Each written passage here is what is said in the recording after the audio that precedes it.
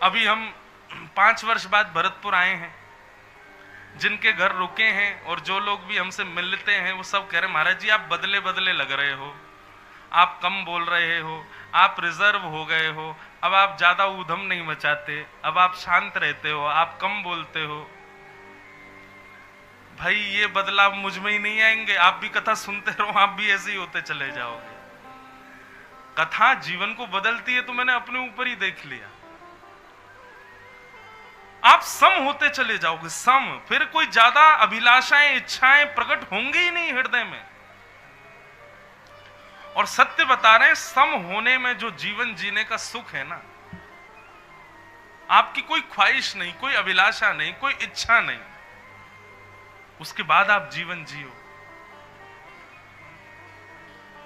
कथा तो ये बदलाव करेगी जीवन में। तो मौन रहने से प्रारंभ करो, धीरे धीरे सब अपने आप आता चला जाएगा। इस प्रकार बहुत सुंदर है पूरा कपिल देव संवाद, बहुत बड़ा है लेकिन उसको हम प्रणाम मात्र करते हैं। भगवान कपिल ने मां को सारे भाव सुंदर सुंदर बताए। एक भाव और कहें, मां ने पूछा कि मंदिर में भगवान के जब दर्शन करने जाएं तो दर्शन की विधा क्या होनी चाहिए, ये हमें बताओ। तब भगवान कपिल ने बहुत सुंदर भाव बताए हैं, ध्यान से सुनिएगा। बोले मां, मंदिर में प्रवेश करते ही सबसे पहले भगवान के चरणों का दर्शन करो, और जब चरणों को भली भांति नेत्रों में बसा लो। अच्छा, कई मंदिरों में चरण दिखते ही नहीं ठाकुर, हमारे वृंदावन बिहारी लाल के तो एक ही चरण, साल में एक बार चरण दिखते हैं, अक्षय तृतीया पर। जगन्नाथपुरी जाओगे तो वहां पर भी ठाकुर जी के चरण नहीं दिखते। बड़े मंदिरों में इतने श्रृंगार हो जाते हैं कि ठाकुर जी के चरण श्रृंगार में ही ढक जाते हैं, मालाओं में, कहां से दिखे? तो क्या करें?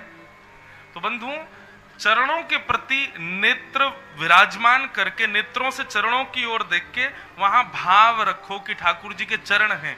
और कैसे चरण हैं सुनो। संचिंतयेत् भगवतश्चरणारविंदम वज्रांकुशध्वज सरोरुहलांचनाट्यम उत्तुंग रक्त विलसन नख चक्रवाल ज्योत्स्ना विराहत महद हृदयांधकार। अच्छा, एक प्रश्न करें, कभी भगवान यदि प्रत्यक्ष आपके सामने प्रकट हो गए तो आप उनको पहचानोगे कैसे? बताओ, कोई आइडेंटिफिकेशन है आपके पास कि ये भगवान है? सब कहेंगे मोर मुकुट पहन के आएंगे, वैजंती माला पहन के आएंगे, ऐसे त्रिभंग लली, लो मैं बन के आ जाऊं अभी पीछे से, मैं मुकुट पहने आऊं, वैजंती माला ऐसे खड़े हो जाऊं। स्वरूप तो कोई भी धारण कर सकता है। आप कहोगे सांवले से होंगे, आजकल खूब रंग लगा के महाराज, बिल्कुल ऐसा। एक जगह कहा मैंने झांकी देखी, मेरे को विश्वास ही नहीं हुआ कि श्रीनाथ जी नहीं है, और वो कोई बालक ही था। थोड़ी देर में जब हिला तब पता चला कि अरे ये तो कोई बालक है। ऐसे ऐसी टेक्नोलॉजी, रंग आ गए कि महाराज आप भेद बता ही नहीं सकते। प्रत्यक्ष ठाकुर जी कभी आपके सामने आ गए, कैसे पहचानो? कोई प्रमाण है आपके पास? कोई पहचान है आपके पास?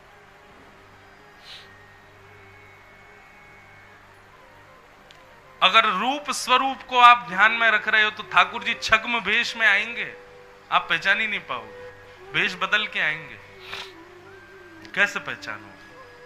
ठाकुर जी बंधुओं सब बदल सकते हैं, अपने चरण नहीं बदल सकते। ठाकुर जी की पहचान केवल चरणों से हो सकती है। हमारे शास्त्रों में, हिंदू वैदिक सनातन धर्म में क्यों कहा सबको प्रणाम करो? क्योंकि भाई चरण छुओगे और तुमको पहचान होगी तो पता चल जाएगा कि मैंने कहीं किसी और रूप में आए भगवान के पैर तो नहीं छू लिए। ठाकुर जी के चरण कैसे? अरुण चरण राधा रमण के, अरुण चरण राधा रमण के। कमल का कभी स्पर्श करना, कमल की जैसी कोमलता होती है, कमल का जैसा स्पर्श होता है, ऐसे तो ठाकुर जी के चरणों की त्वचा का स्पर्श है। हमें भी कभी स्पर्श तो मिले नहीं, लेकिन अनुभूति जो यहां बताई गई पहचान, उससे आधार पर आपको बता रहे। कमल का जैसा स्पर्श होता है कमल की पंखुड़ियों का, ऐसे ठाकुर जी के चरणों का स्पर्श है। दूसरा, आकृति कमल के जैसी है चरणों की। तीसरा, ठाकुर जी के जो नख हैं, चरण कमलों के नख, वो हमारे जैसे सामान्य नहीं है, उनमें से एक अद्भुत आभा प्रकट होती है। मानो ऐसा लगेगा कि कोई दिव्य प्रकाश उनमें से प्रकट हो रहा है, साधारण चरण नहीं है। और तीसरी पहचान, ठाकुर जी सामने खड़े हो, चरण देख के भी आप नहीं पहचान पाओ, तो यदि चरण उठाएंगे तो उनके पैर का तलवा यदि दिख गया तो उसमें चिन्ह बने होंगे, वज्र होगा, अंकुश होगा, ध्वजा होगा, गदा होगी। इस प्रकार के ठाकुर जी के चरणों में चिन्ह बने होंगे। और अंतिम और सबसे श्रेष्ठ, ठाकुर जी के चरण देखते ही आपके हृदय में जितने विकार, जितनी दूषित भावना, जितनी दूषित हमारी आदतें हैं, देखते ही सब नष्ट हो जाएंगे। समझ जाना ये ठाकुर जी। इसलिए हमारे यहां कहा गया, जिसको देखो पहले उसके चरण देख लो। क्या पता किसी रूप में, ना जाने किस रूप में तो हे नारायण मिल जाए, किस रूप में आ जाए ठाकुर जी।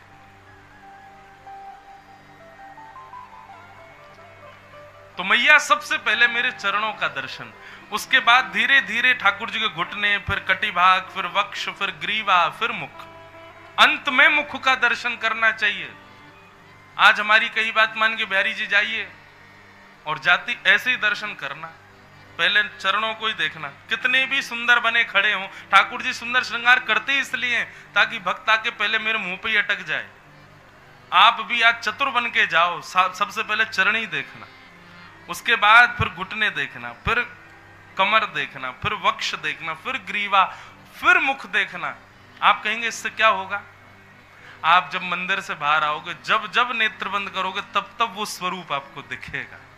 वो हृदय से जा नहीं पाएगा स्वरूप। एक प्रकार का स्कैनिंग है ठाकुर जी की। अभी क्या होता है, हम दर्शन करके आए, भूल जाते हैं कैसे थे ठाकुर जी। इस प्रकार आप दर्शन करोगे, कभी नहीं भूल पाओगे कि ठाकुर जी का ये स्वरूप कैसा है। मैं तो खुद प्रैक्टिकल करके देखें। हम श्रीनाथ जी जितनी बार गए उतनी बार का भाव बता सकते हैं कि इस समय गए थे तब ठाकुर जी ने ऐसी पोशाक पहनी थी, ये माला थी, मुकुट ऐसा था, ये था, ये था, ये वहां का वातावरण था। क्यों? क्योंकि विधा ऐसी बताई गई, उस विधा के अनुसार दर्शन करोगे। अच्छा, एक और बात, मंदिर में कई लोग आंख बंद करके खड़े होते हैं, तो फिर मंदिर ही क्यों आए हो जब आंख ही बंद करनी है तो? लेकिन एक बात कहें, आंख बंद करने की विधा है, पर कैसे? पहले ठाकुर जी को दर्शन करो, दर्शन करके उस छवि को हृदयांगित करो, और फिर नेत्र बंद करके चेक करो कि दिख रहे हैं कि नहीं भीतर। नेत्र बंद करके देखो, ये स्वरूप जो बाहर है ये भीतर दिख रहा है कि नहीं। जब तक नहीं दिखे तब तक आंख खोल खोल के फिर बंद करके देखो, दिख रहा है कि नहीं। नहीं दिख रहे तो फिर खोलो, फिर देखो, फिर देखो, हाँ अब दिख रहे हैं, तब जाओ मंदिर से। ये विधा है दर्शन की। भगवान कपिल समझा रहे हैं देवभूति माता को, बहुत सुंदर है कपिल देवभूति संवाद। संपूर्ण मां के प्रश्नों के उत्तर देते हुए अंत में भगवान कपिल ने माता देवभूति से कहा, मां आपने इतने प्रश्न किए, मैंने सबका उत्तर दे दिया, सारे उत्तरों का सार आपको क्या समझ में आया बताओ। तब देवभूति माता कहती है, अहो वतस्व पचोतो गरिया यज्जिह्वाग्रे वर्तते नाम तुभ्यं ते पुस्तपस्ते जुहुवो सृष्णिरार्या ब्रह्मानुच नाम गृणन्ति ये। बोले, हे नाथ बताऊं मुझे क्या समझ आया? बोले क्या? बोले, संसार में जीव का यदि उद्धार करना हो, ना तप से होगा, ना जप से होगा, ना यज्ञ से होगा, ना मेरू समान पर्वत दान करने से होगा, ना गंगा स्नान से होगा, ना किसी से होगा। बोले क्या? बोले केवल और केवल जीव के अग्रभाग पर आपके 2 अक्षर के नाम को व्यक्ति विराजमान कर ले, उसका कल्याण केवल आपका नाम कर देगा नाथ। मुझे यह समझ में आया। भगवान कपिल अपने आसन से खड़े हो गए, बोले मां बस यही सार है। हमारा नाम सर्व प्रकार के क्रिया साधन सबसे। बंधुओं, आज मेरा इंटरव्यू हो रहा था कथा में आने से पहले, तो उन्होंने भी ऐसा ही कुछ प्रश्न किया, तो एक भाव आया मन में। और भाव क्या आया? बंधुओं देखो, ठाकुर जी का नाम क्या है? रेनकोट। रेनकोट है। बारिश तो हो रही है पापों की, लेकिन रेनकोट पहन करके जाओगे तो थोड़े बहुत ही गीले होगे, पैर हो जाएंगे गीले, हाथ हो जाएंगे गीले, लेकिन सर्वांगीण अंग बच जाएगा। इस घनघोर कलिकाल में आप पाप से बच नहीं सकते, चाहे आप कितने भी बड़े धर्मावलंबी हो, आपसे पाप हो ही जाएगा। कलयुग किसी ना किसी रूप में करवा देगा। लेकिन यदि आप नाम का आश्रय लेकर के रहोगे तो वर्षा कितनी भी तेज हो, आप थोड़े बहुत कहीं कहीं से गीले हो जाओगे, लेकिन सर्वांगीण अंग आपका सूखा रहेगा। इसलिए इस नाम रूपी रेनकोट को पहन करके रहो। ज्यादा साधन, ज्यादा नियम करने की आवश्यकता नहीं है। ज्यादा व्रत, ज्यादा तप, ज्यादा अनुष्ठान की आवश्यकता नहीं है। बस अनुष्ठान करना ही है, कुछ करना तो केवल इतना कर लीजिए कि ठाकुर जी के नाम को दिन भर मुख से बोलो, भगवत नाम उच्चारण होता रहे इस मुख से, बस। जिस देश में, जिस वेश में, परिवेश में रहो, राधा रमण राधा रमण राधा रमण कहो। जिस रंग में, जिस ढंग में, जिस संग में रहो, राधा रमण राधा रमण राधा रमण कहो। जिस हाल में, जिस काल में, जिस ढाल में रहो, राधा रमण राधा रमण राधा रमण कहो। हर स्थिति में हरि को मत भूलो, बस ठाकुर जी को मत भूलो। सदा वो आपकी स्मृति में बने रहें, चिंतन में बने रहें, बस यही स्थिति होनी चाहिए। गोस्वामी तुलसीदास जी की एक रचना है, उसका नाम है विनय पत्रिका। विनय पत्रिका में गोस्वामी जी ने कई ऐसे भाव कहे जो जिनका अवकाश उनको लिखने का मानस में नहीं मिल पाया। उन्होंने उन भावों को, उन पदों को विनय पत्रिका में लिखा। विनय पत्रिका का एक इतना सुंदर पद है, पूरा पद गाने में तो बहुत समय लगे, लेकिन उस पद का भाव इतना अद्भुत है। हरि तुम बहुत अनुग्रह कीनो। हे नाथ, आपने मुझ पे बहुत बड़ी कृपा की है। भगवान बोले क्या कृपा की भैया हमने तो पे?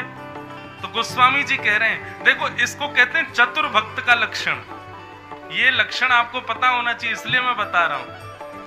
हरि तुम बहुत अनुग्रह कीनो। भगवान बोले हमने क्या अनुग्रह किया भैया तुम्हारे ऊपर?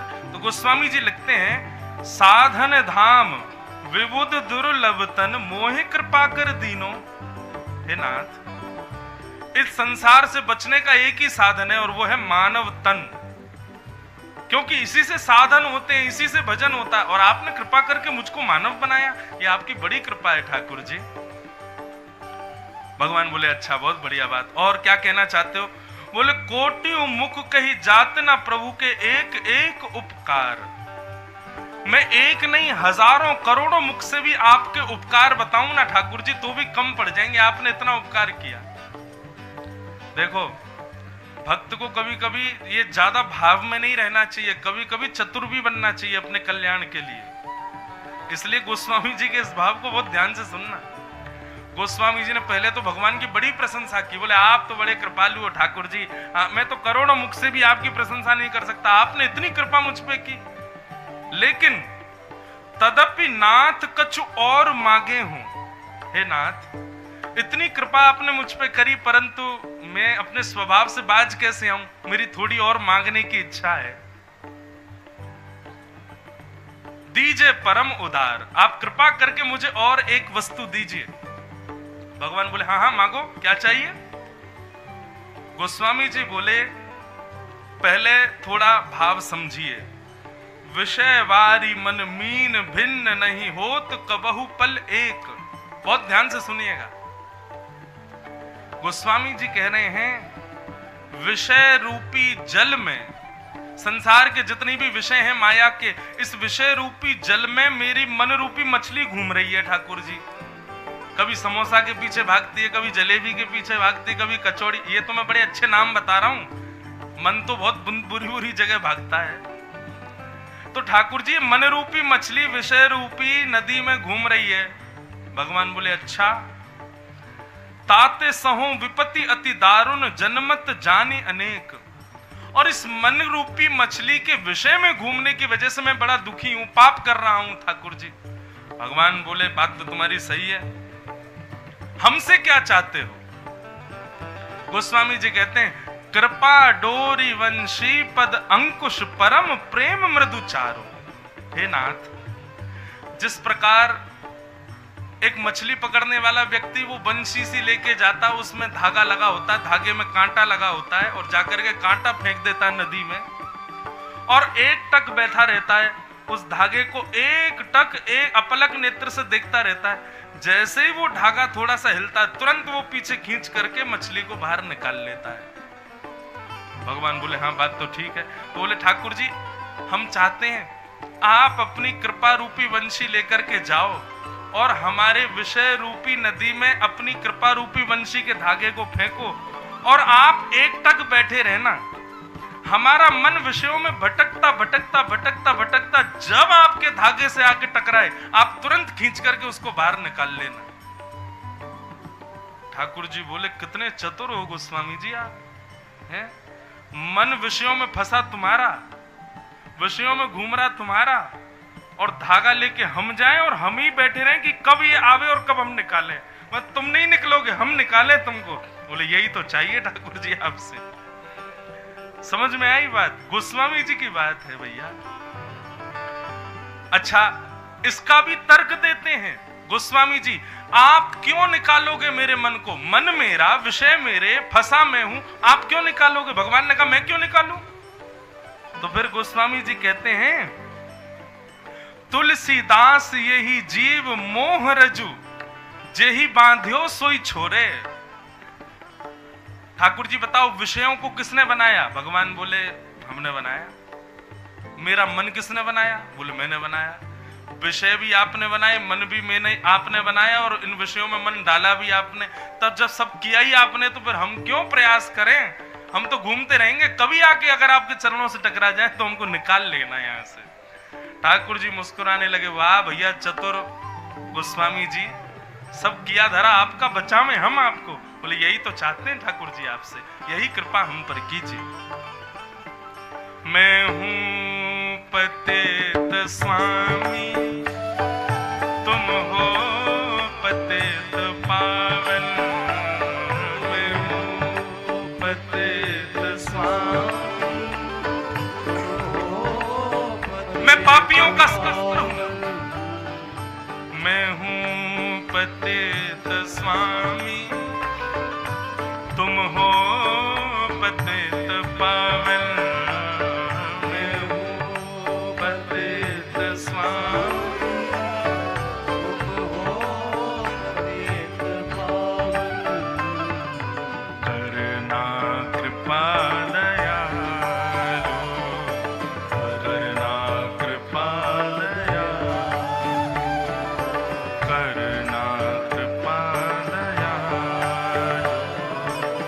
करना कृपा। हे बंधन से छूट जाओ, करना कृपा दयालु, बंधन से छूट जाओ। हे प्रभु मुझे बता दो, चरणों में कैसे आऊं। हे प्रभु मुझे बता दो, चरणों में कैसे आऊं। जय राधे राधे गोविंद गोविंद राधे। गाओ श्री राधे राधे गोविंद गोविंद राधे। जय गोविंद राधे गोपाल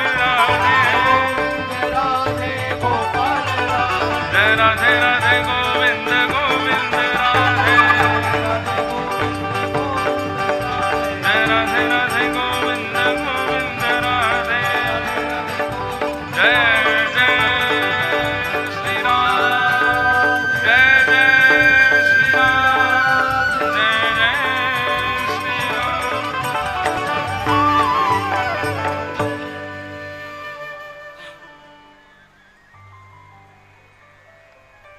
हरि तुम बहुत अनुग्रह कीनो, हरि तुम बहुत अनुग्रह कीनो। विनय पत्रिका का यह पद बहुत सुंदर है।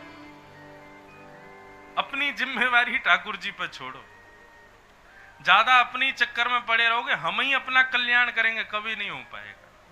हाँ, प्रयास थोड़ा बहुत करो, परंतु ठाकुर जी को थोड़ी थोड़ी जिम्मेवारियां दो। बोले नाथ कृपा करो, हमें बचाओ, आप ही करोगे।